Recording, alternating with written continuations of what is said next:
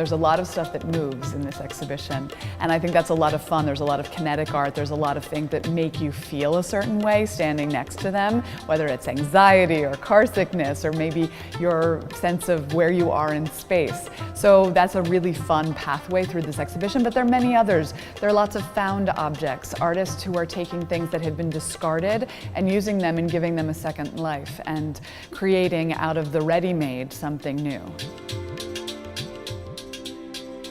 I've never seen people so nervous in front of that, and in fact it's one of my favorite things to watch people from behind as they get that sense of worry that they're going to have to save the pot and save it as it falls. But the thing is that Sudarshan has taken this classic water jug made out of terracotta and perfectly balanced it on the wheels so that it is calibrated to turn over to the point where you believe it might fall, adjust itself and go back. So it's never going to fall down, but part of the play of his piece is drawing out that anxiety and that wonder in you.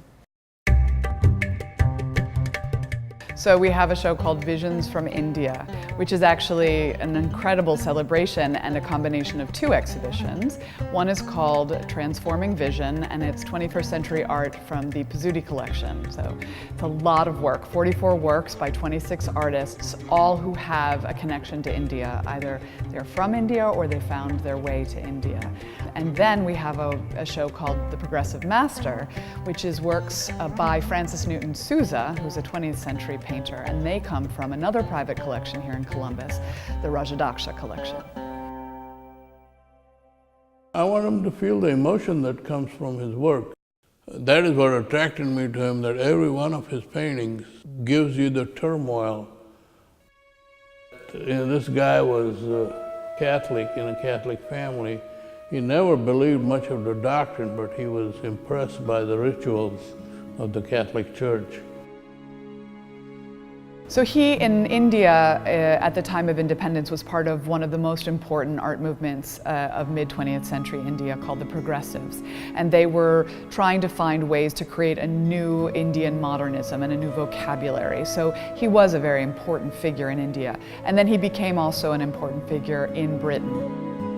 And so as we were thinking about putting the show together, we realized that we had an incredible opportunity to show both works from the 20th century and from the 21st century and show two different moments of Indian cultural production.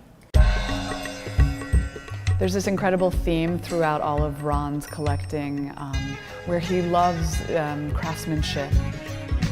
So this work is very specifically hand-carved, 13-foot tall archway. It's a magnificent piece that has the swinging sword. So as much as it is about the tree of life and these gorgeous flowers and palm trees, it invites you in. It's an archway, it's a portal to somewhere. If you were to try to walk through it, you would encounter the sword.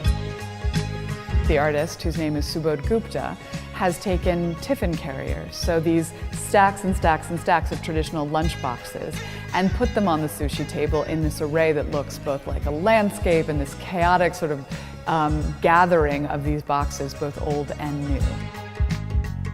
So each of the dogs is a cast of a dog's skeleton, and it's sitting in a plexiglass box that has a surveillance camera. A binary, so something that is dead that's seeing, something that is static that moves. He is really playing with our idea of what is it that we are facing, this array of dogs who are watching us. So many of these artists are dealing with themes that are universal. Issues of gender, issues of the environment, issues of spirituality, issues of traffic.